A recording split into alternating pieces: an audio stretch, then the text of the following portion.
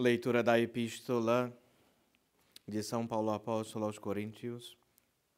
Irmãos, sabeis que quando pagãos vos deixastes conduzir como quiseram aos ídolos mudos. Por isso vos faço saber que ninguém, falando pelo Espírito de Deus, profere maldições contra Jesus. E ninguém pode dizer Senhor Jesus, senão no Espírito Santo. Há realmente diversidade de graças, mas há um só Espírito. Há diversidade de ministérios, mas um mesmo é o Senhor. E há diversidade de operações, mas um mesmo é o Deus que tudo em todos opera. A cada um, porém, é dada a manifestação do Espírito para a utilidade comum. Assim, a uma é concedida pelo Espírito a palavra da sabedoria, a outro a palavra da ciência, pelo mesmo Espírito, a um terceiro a fé, pelo mesmo Espírito, a um a graça de curar doenças, no mesmo Espírito, a outro o dom dos milagres, a este o dom da profecia, a aquele o discernimento dos Espíritos, ainda a um o dom das línguas, e a outro a interpretação das palavras. Todas estas coisas, porém, opera o mesmo Espírito, que distribui a cada um como quer. Seguido do Santo Evangelho segundo São Lucas. Naquele tempo disse Jesus esta parábola a alguns que se tinham a si mesmos em conta de justos e desprezavam os outros. 2 homens subiram ao templo para orar. Um era fariseu e o outro publicano. O fariseu de pé orava assim em seu íntimo: Graças vos dou, ó Deus, porque não sou como os demais homens, como os ladrões injustos, adúlteros, nem como este publicano. Jejuo 2 vezes na semana, dou o dízimo de tudo quanto possuo. O publicano, porém, ficando de longe, nem ousava levantar os olhos ao céu, mas batia no peito e dizia: Ó Deus, sede propício a mim, pecador. Digo-vos que este voltou justificado para a sua casa, e aquele não, porque o que se eleva será humilhado, e o que se humilha será exaltado.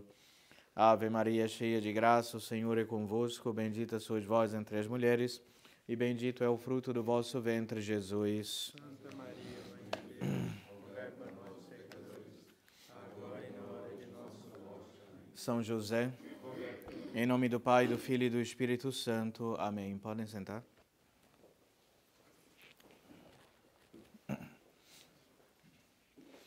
Já estamos no 10º domingo depois de Pentecostes.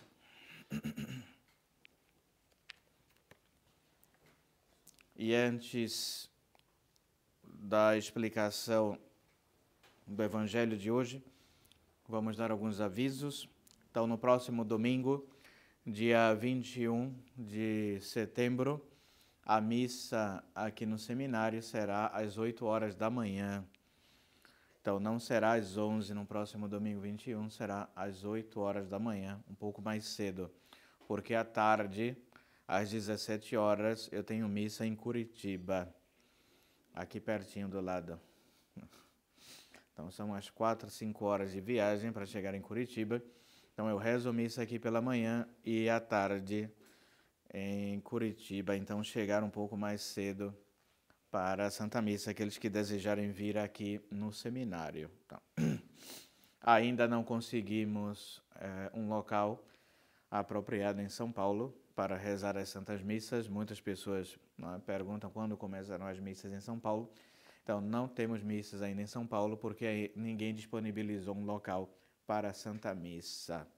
Então, temos muita gente que quer a missa, porém poucos que trabalham para a Santa Missa. Então, eu não consigo fazer tudo, nem alugar, nem comprar propriedade no Brasil inteiro para ter a missa, Então, as pessoas têm de colaborar de alguma forma. Quem quer ter a Santa Missa tem de trabalhar para isso também.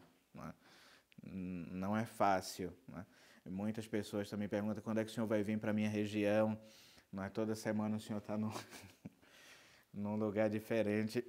Então saiba que não sou eu que custio as viagens, não sou eu que pago, não é, as passagens para estar viajando por aí, nem tenho contrato com nenhuma empresa aérea. Não é? São as pessoas que pagam, que financiam isso. Então, quem quer a missa, por exemplo, no Nordeste, no Norte, no Sul, não é?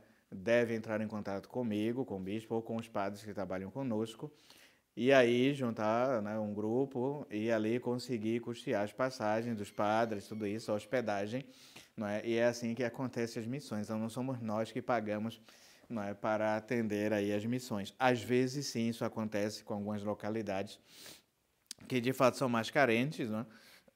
O seminário consegue custear algumas viagens, mas na maioria dos casos são os fiéis, não é, que pagam para trazer os padres, os missionários em cada região. Então, isso é importante, não é, que as pessoas entendam. Não é? O senhor não vem na nossa região, porque o senhor não gosta da gente. Falei, não, é porque... Não é? Infelizmente, aí não há uma organização, não é? E não colaboram para trazer um padre, não é? Para começar uma missão na sua localidade. Não é? Mas, na maioria dos casos, os padres estão disponíveis, não é? Para fazer esses atendimentos. Às vezes, não conseguimos fazer imediatamente, mas a cada 15 dias, né, um mês ou 2 meses, nós podemos estar passando aí nessas localidades, mas basta também que os fiéis cooperem, colaborem, né, com as missões.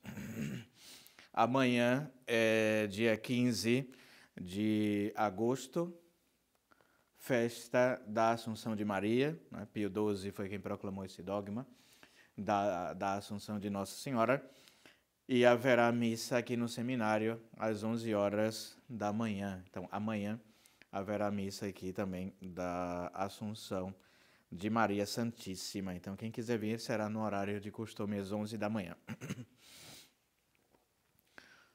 Dia 3 de setembro, festa de São Pio X, haverá a ordenação também do diácono Gilberto, vai ser aqui no seminário. Então, aqueles que quiserem participar, podem vir. A cerimônia será realizada também no dia 3 de setembro, festa São Pio X, às 11 horas da manhã, aqui no seminário. E aí também vamos ter mais um padre, não é, para dar continuidade às missões aqui no Brasil. Então, rezem pelas vocações sacerdotais e religiosas. Cada vez mais difícil, não é, de se encontrar pessoas que querem se consagrar a Deus totalmente. Boa parte das vocações, São João Bosco dizia que normalmente em toda família, não é, dava um religioso. Toda família. Normalmente um ia ser padre, outro ia ser freira, não é, outro dava continuidade, não é, à família. Não é. Eram famílias numerosas, não é, desgraçadamente. Não é, a maçonaria, não é, e os inimigos da igreja conseguiram destruir isso no catolicismo, não é, com a contracepção, né, e controle de natalidade, aborto, tudo isso, todas essas perversidades que há no mundo, e dizimaram as famílias numerosas. Então, as famílias tinham 10, 15 filhos, né, e aí podia, né, alguns ir para a religião, ser padre, outros iam ser religiosos, religiosas, e outros davam continuidade, né, cuidavam dos pais, asseguravam, né, a sobrevivência, a subsistência da família, tudo isso, porque as famílias eram numerosas. Hoje não, hoje a pessoa tem um gato e um cachorro, e já acha que é demasiado. E não temos mais sacerdotes, não temos mais religiosos, porque as famílias não querem mais ter filhos, gerar filhos, está aberto à vida. Então rezemos. Só haverá uma restauração da igreja, de fato, da religião, com verdadeiros e bons sacerdotes, se tivermos famílias católicas numerosas. Porque as vocações, ninguém aqui vem de Marte, de Júpiter, de outro planeta, da Lua, né? Todo mundo aqui vem de uma família, né? E normalmente são famílias católicas ou que têm um pouco ainda de noção de catolicismo, né? Que nos desperta ainda procurar a religião, mas se não tiver mais famílias católicas, acabou tudo, né? Quem vai dominar o mundo, né, são essas outras falsas religiões aí, né? O mundanismo total. Então, só é possível isso, né, ter bons sacerdotes, ter conventos, ordens religiosas, tentar um pouco de restaurar a religião nessa época que nós vivemos, né, com famílias católicas, com famílias numerosas. Por isso que nós insistimos muito, né, nas práticas nossas, nos sermões, né, de como instruir a família, né, no catolicismo. Então, rezemos. Não é fácil, por isso temos poucos padres, temos necessidades, né, de mais sacerdotes. O ano que vem, se Deus quiser, vamos começar já a casa religiosa feminina das irmãs. Né, vamos anunciar já o encontro vocacional das futuras religiosas, né, que vão colaborar com o trabalho do Seminário São José, né, e abertura também de outros seminários, de outras casas de formações para os jovens, porque parece que a juventude está, né, perdida. Algo, né, deve se fazer pela juventude, né, e que ideal maior do que servir a Deus, a Nosso Senhor, de consagrar-se totalmente a Deus, né, em vez de seguir aí as drogas, prostituição, mundanismo total, consagrar-se a Deus, né, para sempre trabalhar nesse projeto de evangelização, né, dos povos, das famílias. O sacerdócio subir ao altar de Deus, imagine que dignidade ser um sacerdote ou ter um sacerdote na família. Então, nós rezamos e trabalhamos para que tudo isso aconteça aqui no Brasil. Sabemos que não é fácil, vamos ter muitos problemas, não é, adiante, porém temos que combater como cruzados. Não é? Essa parece que vai ser a cruzada final, a batalha final, não é, contra Satanás, contra o anticristo, contra esse mundo de perdição. Porém, São Luís Maria Grignion de Montfort já profetizava, não é, que no final dos tempos se levantariam esses apóstolos, não é, os apóstolos dos últimos tempos. E somos todos nós, não é, que combatemos por Deus e pela religião verdadeira.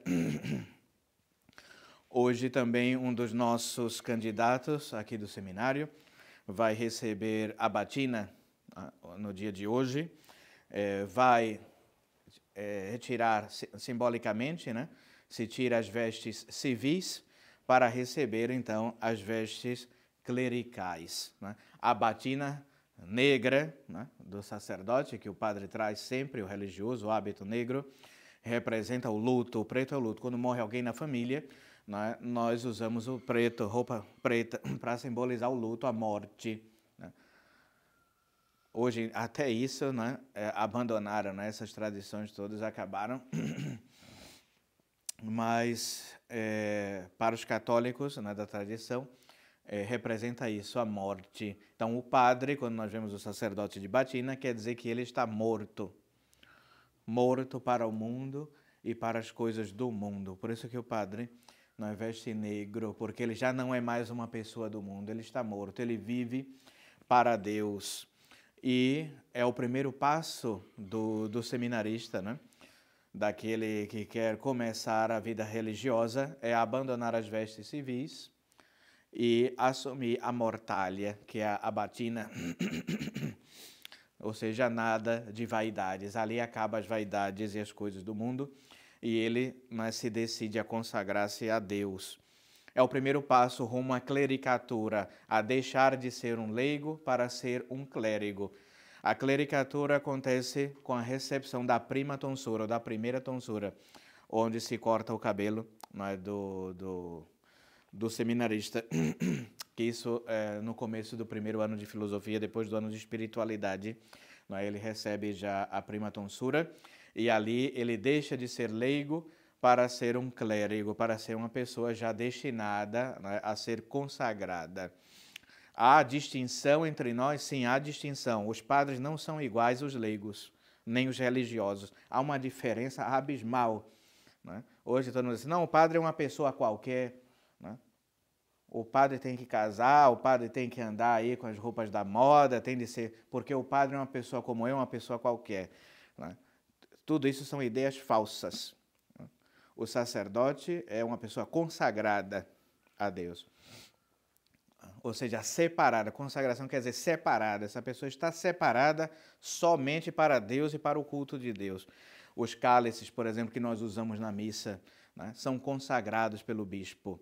Né? Então, esse cálice não vai ser utilizado para uso profano. Esse cálice, né, vai ser destinado, ele está sendo consagrado somente para o santo sacrifício da missa. Ele foi separado.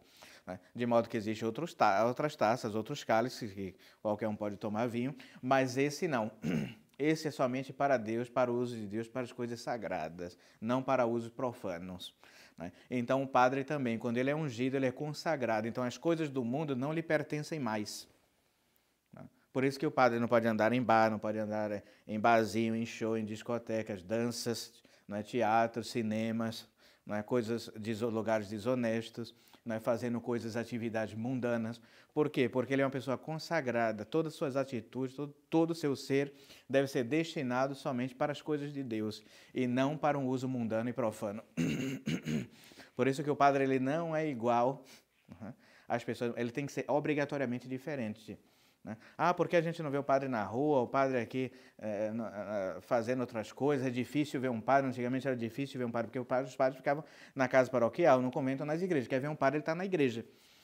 Porque a vida dele vai ser ali, servindo a Deus, se consagrando a Deus, ele não pode estar em outras coisas, em outros lugares. O padre não pode ser advogado, não pode ser dentista, médico, nada, ele tem que ser padre.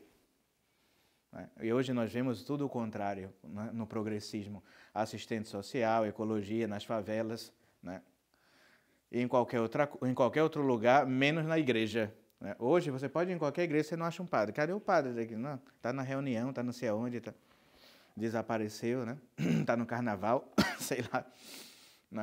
Menos ocupando-se de Deus e das coisas de Deus. Então hoje um dos nossos seminaristas vai receber a batina e aí já vai ser uma grande divisão de águas na vida desse candidato, porque ele vai passar a usar somente a batina. Os padres da tradição não tiram nunca a batina.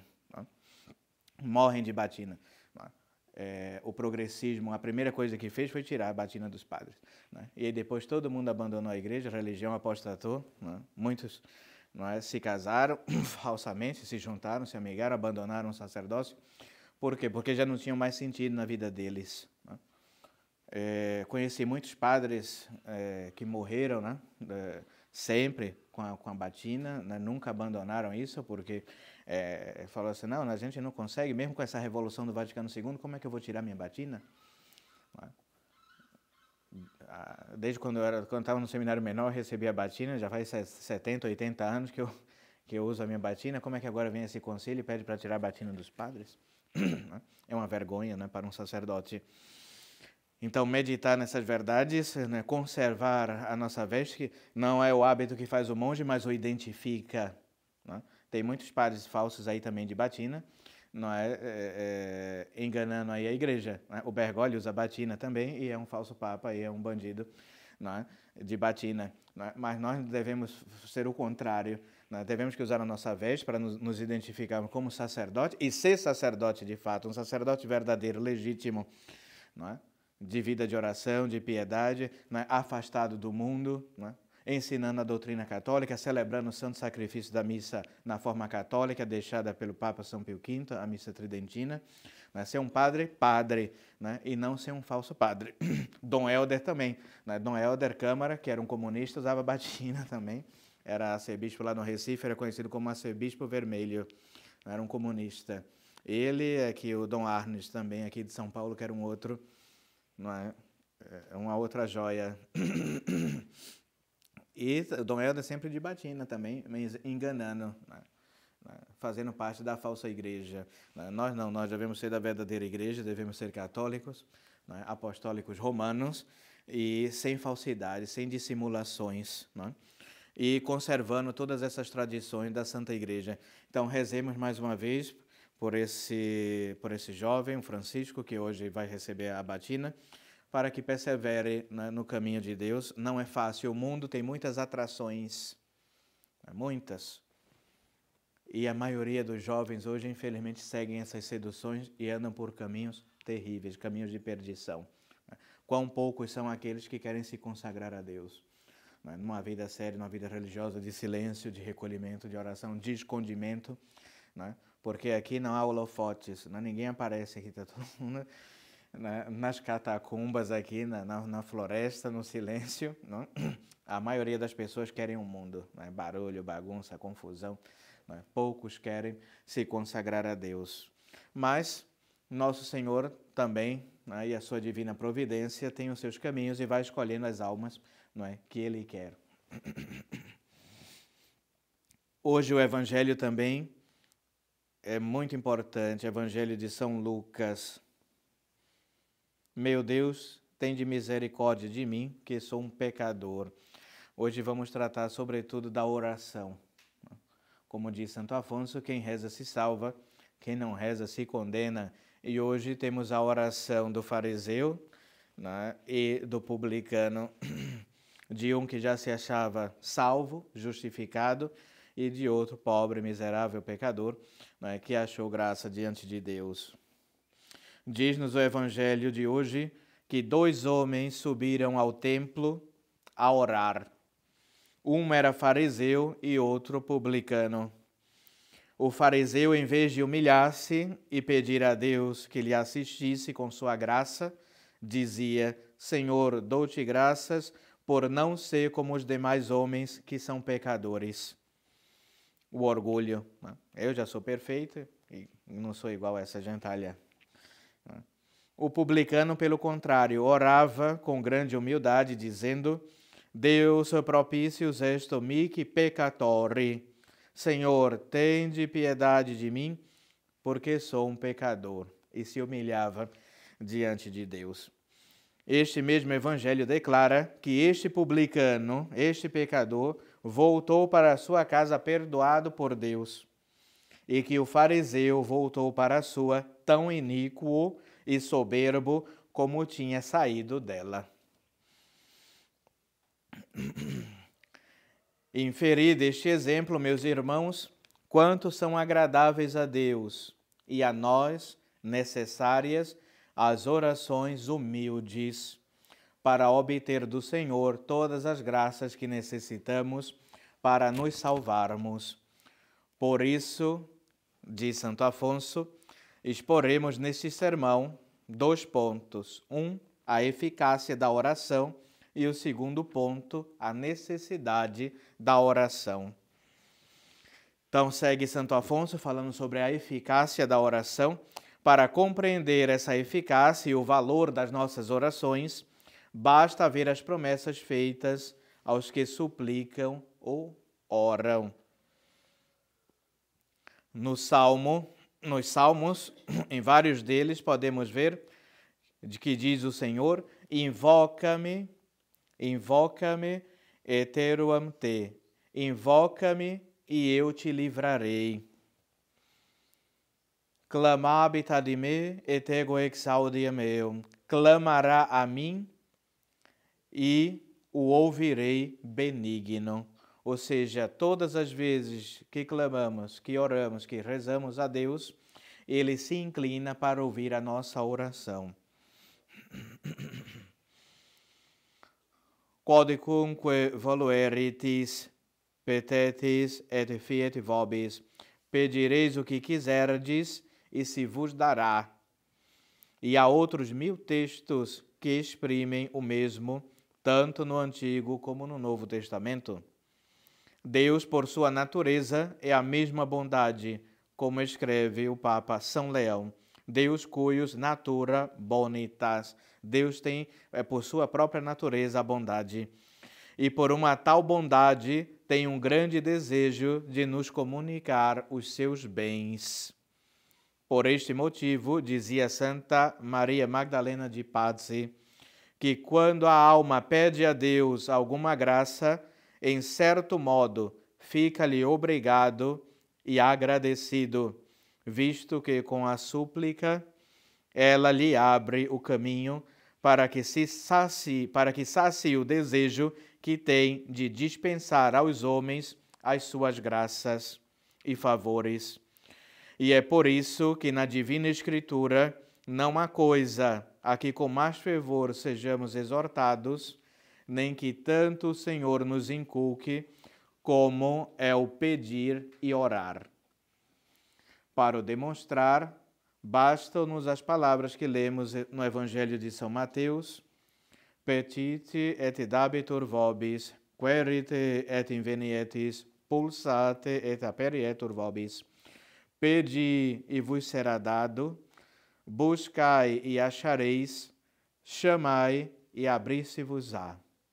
E diz Santo Agostinho que Deus se obrigou com estas promessas a conceder-nos o que lhe pedimos. Está como que obrigado, não é?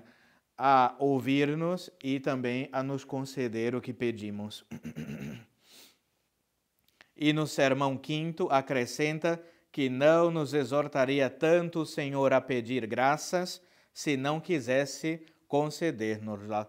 Então, nosso Senhor fala tanto, pedi, receberei, buscai e achareis no Evangelho, que se de fato Ele não quisesse dar, nos presentear com essas graças, não insistiria tanto neste assunto.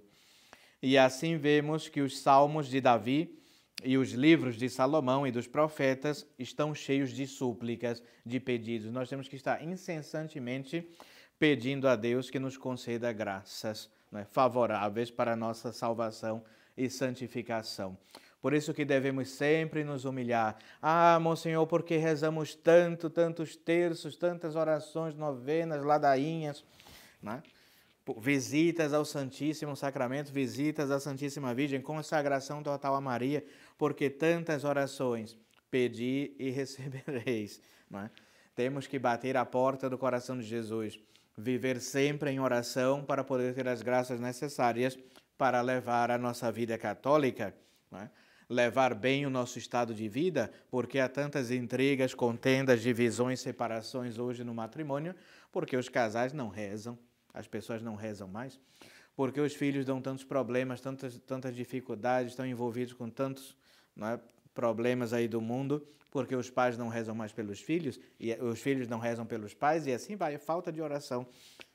Por que sofro tanto, porque tenho tantos problemas e dificuldades, normalmente deve ser falta de oração, normalmente, ou algum pecado, que nós cometemos grave, e estamos pagando, por um castigo de Deus, porque não merecemos alguma coisa, mas normalmente não temos porque não pedimos, não nos humilhamos. Monsenhor, mas eu rezo tanto e não recebo nada porque eu queria receber agora, amanhã, tal graça, e não recebo, também perceber que é na hora de Deus, não é na nossa hora. Eu vou rezar e vai acontecer tal coisa, também não é assim. Deus vai pesar, você necessita disso? Eu preciso da minha casa própria amanhã, vou fazer uma novena para conseguir no final da novena uma casa, um carro, um apartamento na beira da praia. Isso é necessário para a sua salvação?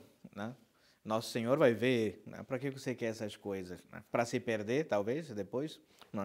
Então, cuidado com o que pedimos. E pedir as coisas certas, essenciais, necessárias para a nossa salvação. Vencer um vício, vencer um pecado mortal, vencer alguma dificuldade que, de fato, não nos permite chegar a um certo grau de santidade, pedir mais humildade, tudo isso devemos pedir. Mas os crentes lá no Edir Macedo, lá na Universal, pedem casa, dinheiro, apartamento, riquezas e estão milionários. Claro, se você fizer pacto com o diabo também, o diabo vai te dar tudo. Quem vai em terreiro de macumba, quem vai em centro espírita, está rico, não sei o que, tem dinheiro, está milionário, lá nessas seitas protestantes. Claro, lá você faz o pacto com o diabo, com Satanás, e aí você vai ter tudo aqui nesse mundo, porque ele é o príncipe desse mundo, então ele vai te dar riqueza, vai te dar tudo. Agora a cruz, o sofrimento e as graças necessárias para a nossa salvação, só Deus vai te dar isso. Agora luxo, dinheiro, prostituição, carro, casa, lancha, todas essas coisas, aviões, aí o diabo pode te dar tudo isso. Agora, lhe salvar, de fato, pôr-lhe no caminho da salvação, da cruz, da santificação, da santidade, aí só nosso Senhor. Diz Teodoreto que é tão eficaz a oração para com Deus que basta uma só para obter tudo quanto se peça. São Bernardo acrescenta que quando nós pedimos, se o Senhor não nos concede a graça que lhe rogamos, nos concederá outra ainda mais útil. Então, às vezes pedimos uma coisa, mas Deus dá outra. Mas eu queria tanto tal coisa, Deus me deu. Ele sabe, Nossa Senhora também, o que nós merecemos e o que é necessário para a nossa salvação. Então, não ficar murmurando, com o que Deus nos dá, nos concede. E quem invocou jamais a Deus em seu auxílio, que tenha sido desprezado.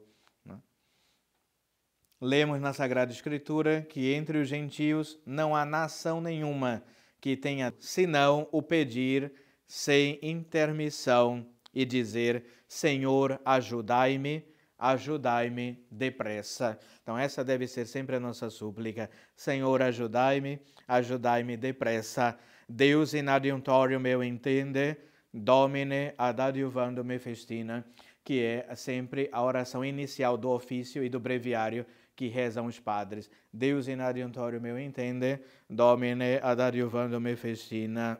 Senhor, ajudai-me depressa. E pelo mesmo motivo a Santa Igreja faz repetir tantas vezes nas horas canônicas estas duas orações ou súplicas a todo o clero e a todos os religiosos, os quais suplicam não só para si, mas para todo o orbe cristão.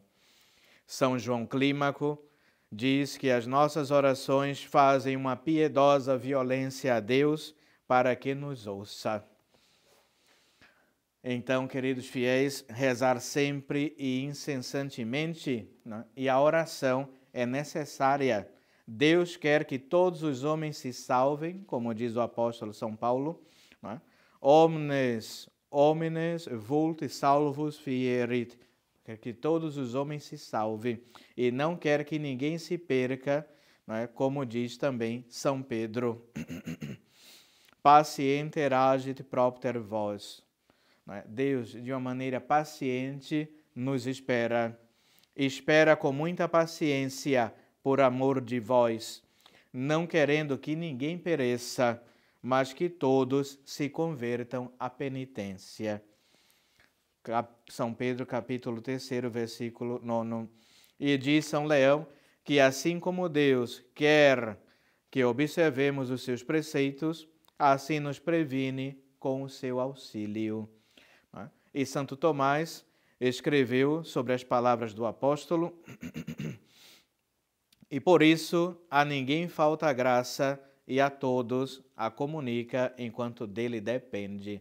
Então, se necessitamos, né, de qualquer coisa, né, para a nossa salvação, Deus nos enviará graças necessárias, né, para o que necessitamos.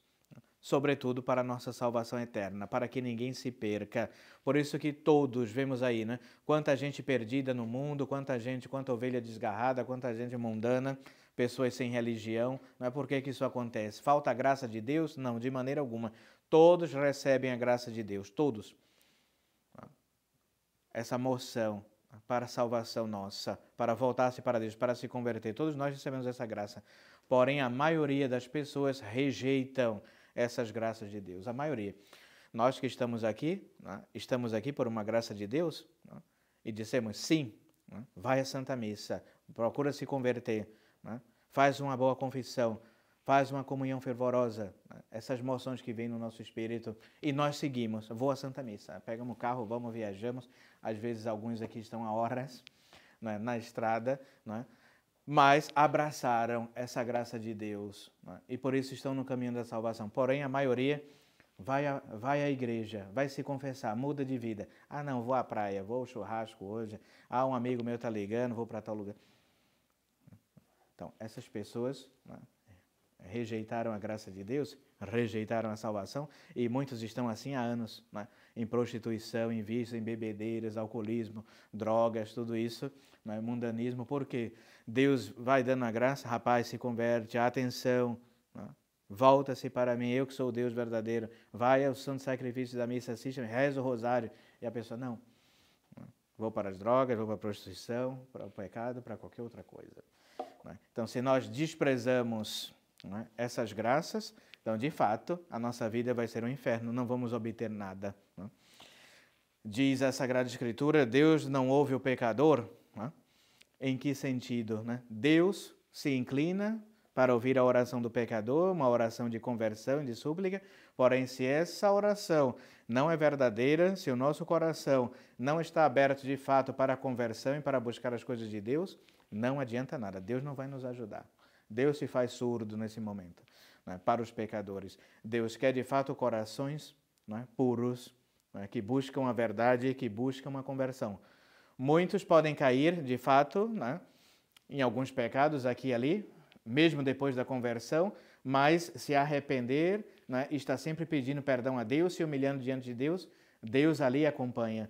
Mas aqueles que não fazem caso, né, da lei de Deus, das coisas de Deus e vivem de fato no pecado, podem rezar, fazer o que for, mas não vão obter nada. Ao menos de Deus, não.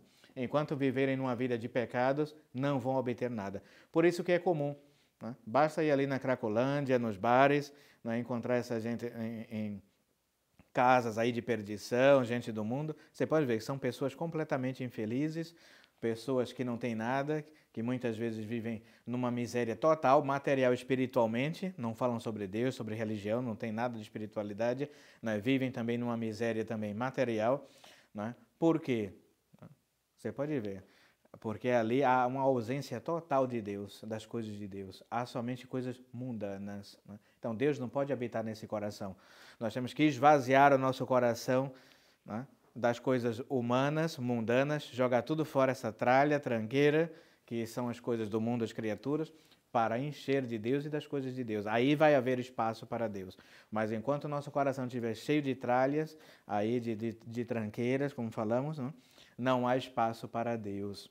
Então rezemos, peçamos a intercessão de Nossa Senhora. Ela está sempre conosco, a nossa boa mãe. Ela está sempre pronta para nos ouvir, como qualquer mãe. Basta o filho recorrer à mãe, ela está ali, pronta para ouvir e auxiliar.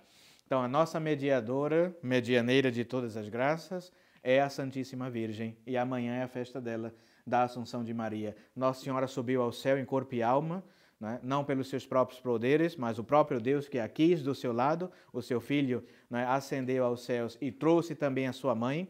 São José também, seu castíssimo esposo, está no céu. Todos dois juntos ali, a toda a Sagrada Família, pronta para receber as nossas orações, todos prontos para nos auxiliar. Basta mudarmos de vida, e nos convertermos verdadeiramente. Se nos voltarmos para eles, vão nos ajudar com certeza. Quem é o pai que despreza o pedido do seu filho? Quem é a mãe também que não dá ouvidos ao seu filho? Então nós temos São José e Nossa Senhora e o menino Jesus sempre prontos para nos ajudar nesse combate que não é fácil, sobretudo nos tempos que estamos passando. Esses tempos de eleição aí, vamos falar mais o que o católico deve fazer nessas eleições. O católico deve votar em partidos católicos, em pessoas católicas, não deve votar nem favorecer o comunismo, nem o socialismo, nem a maçonaria que está por trás de tudo isso daí. Nós devemos permanecer firmes na fé católica, na doutrina católica, querendo sempre, desejando sempre o reinado social de nosso Senhor Jesus Cristo e todos aqueles que trabalham e favorecem o reinado social de nosso Senhor Jesus Cristo e o triunfo do Imaculado Coração de Maria. Fora disso, é só erro, e falsas doutrinas, falsos ensinamentos. Então, permaneçamos fiéis nesse bom combate, nesse caminho que conduz ao céu. Com São José, com Nossa Senhora e o Menino Jesus. Ave Maria Puríssima. Em nome do Pai, do Filho e do Espírito Santo. Amém.